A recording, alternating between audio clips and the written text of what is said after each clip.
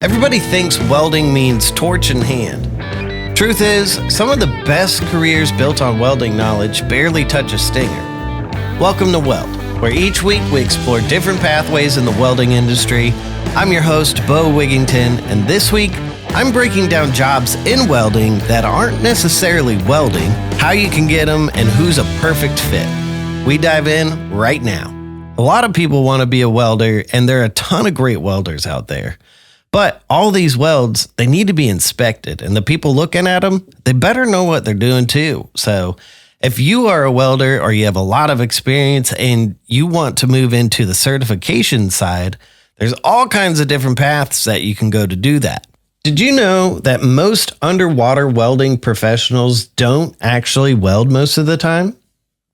Yeah, they actually spend most of their time doing construction or inspection. Well, if you are chasing your CWI and you need a little bit of help, check out the courses from the American Welding Program because you can save yourself 20% with the code WELD20 just because you're listening to the podcast right now. But okay, so let's say you didn't want to go that deep quite yet. A great option is trying to chase a career like an application engineer. This is the perfect kind of career for people that love talking to people, figuring out what their problems are, and finding a perfect solution. Like my friend Justin Lafond. If there was a definition of a welder in a dictionary, it would be Justin. But what is an application engineer?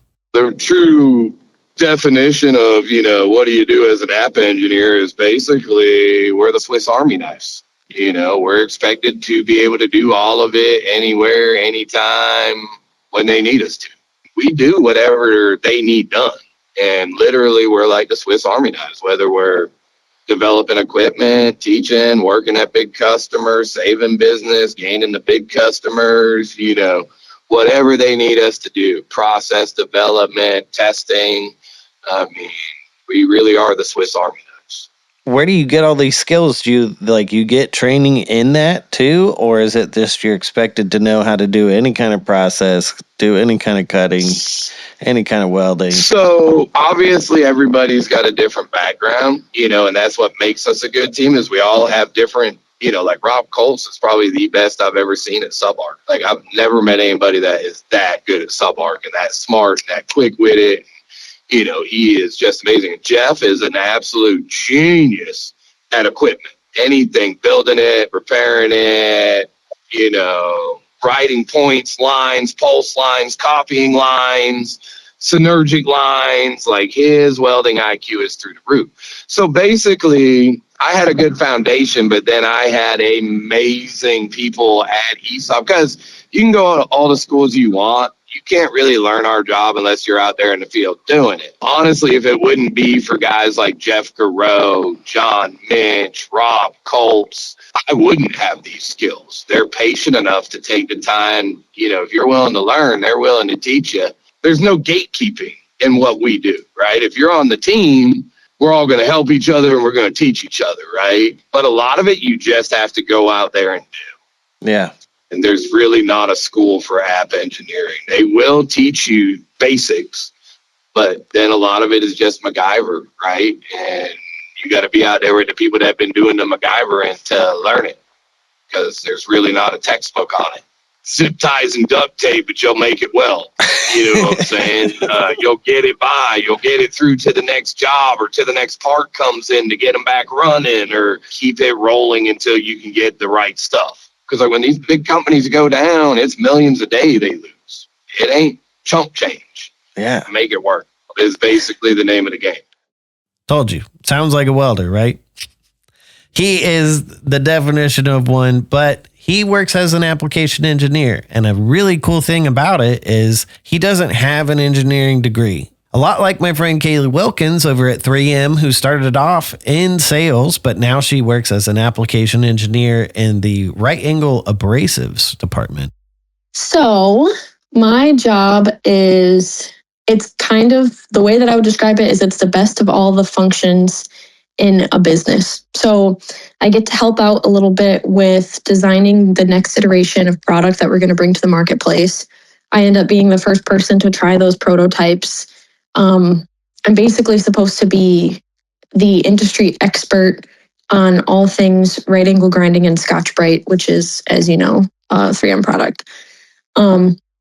So what that means is like, I have to be aware of common applications, common customer pain points, how they use it, why they use it, preferences, and then take all that information back to the lab so that we can make a product that addresses customer needs. And then I have to test it to make sure that it actually performs the way we want it to. And then once we launch it, I have to train people on how to use it and basically continue to help people understand what to use, when to use what. So it's kind of like multifaceted where you have your toes in a little bit of marketing and your toes in a little bit of sales and your toes in a little bit of product development. And then you get a ton of hands-on time with all the abrasives so that when I go to a customer and I'm talking to them about, stainless steel finishing, that I actually have the lived experience of having run that product. I feel like I should make a disclaimer. So my title is application engineer, and the rest, I work on a team of other people who all focus on their own specialty. So my specialty, like I said, is right angle grinding and Scotch-Brite, anything that you'd see in metalworking. My official title is Metalworking Application Engineer. We have application engineers for every different portfolio that you could imagine. So belts, robotics, automation, orbital sanding, finishing, flat finishing, like everything you can imagine. But what's really cool is that all of those other people on the team actually have engineering degrees. I am the only person on the team that does not have an engineering degree. And that's why I'm super excited to talk about this with you, because I think oftentimes in manufacturing, you can get put into a job, you do really good at that job, but maybe you have other skills that you really want to hone in on or you think could be useful, but sometimes it's hard to get from point A to point B. And I feel like, not to toot my own horn at all, but I'm a pretty decent example of how if you really apply yourself and try really hard, you can end up getting a job that you may not be on paper qualified for, just out of experience and matching what you have and possess already to a job description and or a team and what they need. So I think it's pretty cool. So I actually started in sales for 3M 6 years ago. So I would sell their products. I had a sales territory. It was Maine, Vermont, and New Hampshire. So I would basically drive around there, visit all the manufacturers in that area, and help them decide what products they should be using. But I knew that I didn't want to stay in sales, because the thing that really sucks about sales is that people think you're selling them something and they don't really like, you know what I mean? There's an element of like distrust that happens just because you are a salesperson. I hated that because I never, ever, ever wanted to steer a customer wrong. So I started looking at other career opportunities within my company, and the application engineering role was one that I thought was so cool, but I had basically been told like, hey, you don't really have a technical degree. You know, maybe not. We don't really know. You could be a fit, but we've never really hired a salesperson before to be on a technical team. Like I said, the only person who does not have an engineering degree. And I think a lot of people who might be listening to this or who are in the manufacturing field will probably feel the same way. Like, hey, you don't have a business degree or a management degree or whatever that thing may be. But ultimately, when you're out actually working in welding, you are the person who is making everything come together. So you know what the other welders are facing in their booths and what they need, what they like, what they don't like. And sometimes just maximizing on that perspective can be super beneficial, because the leadership team or the application engineering team, if you start to kind of catch the parallels between those two universes, like that team might only be comprised of people with business degrees or people with engineering degrees, and they might actually really benefit from having somebody with a different background and different experience. But it's not going to come super easy. You do got to chase it. One thing I will say about being an application engineer, travel. You will be traveling. You will be out on the road. You got to go visit clients all over the place. Might not even be just in the US. You might be going across the world. Let's say that you're really good at building relationships with people no matter what. Like Frank Vargas, who he's out there. He's I believe he's the national sales manager of UniWeld, and he travels all over the place, like all over the US, all over the North America, really. It's his job to build relationships, and it could be yours too one day. Maybe just being an actual welder, it's not the real path. And there's so many other positions like myself. And if I have seen welders that have turned into the kind of jobs that I have, and my answer was yes. And I'll give you a perfect example on that. So a lot of these mega welding distributors, or the big names that everyone knows out there, whether they are on the gas side of things or they are in the manufacturing side of things, they're always looking for technical people and welders that know how to do things, and welders that at least can talk the lingo whenever they're going to talk about a product to somebody else. So these kind of positions are out there for everyone. And more, I'll just pick one side, the distributors. Distributors that might have 5 branches, 10, 15, 20, 50, 100 branches, and they are selling welding products. And more, they're becoming solution finders for their customers. And most of those customers are looking, hey, by the way, I have a project that I need to do, and I need, what wire do I use, what kind of machine, what kind of process, and all these things. And this is when a welder that could also be a sales guy comes in handy. And that's exactly what every one of those companies are looking for. They're creating new products, so they need actual welders that can turn the machine on and push that trigger and pulse and all these other things. So the sky is the limit if you are tired of, let's say, being in a truck and carrying that rig, and you can just also wear a suit and tie, for the lack of a better word, and still be in the industry and make a lot of money at the same time.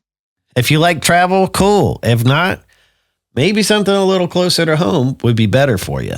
Which brings me to talking about working for your local gas or welding distributor.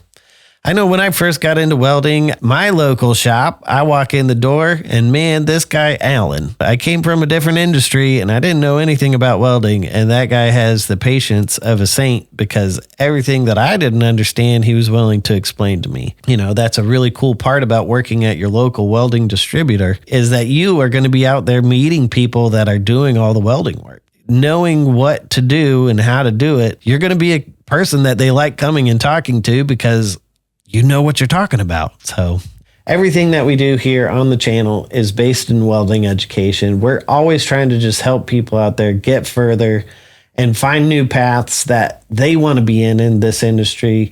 But usually that all falls back to welding instructors. My first teacher, Mr. Hayden, that dude, he pushed me so hard, and he told me all these different things that I could go and do with welding. He was only an instructor of mine for one semester, and he left the biggest impression on me for sure, because he instilled that I can do it and that I'm going to have a better life because I'm learning this skill. I asked my buddy Cody over at the American Welding Program what makes a good welding instructor, and this is what he had to say. So I'd say the first one that comes to mind is adaptability.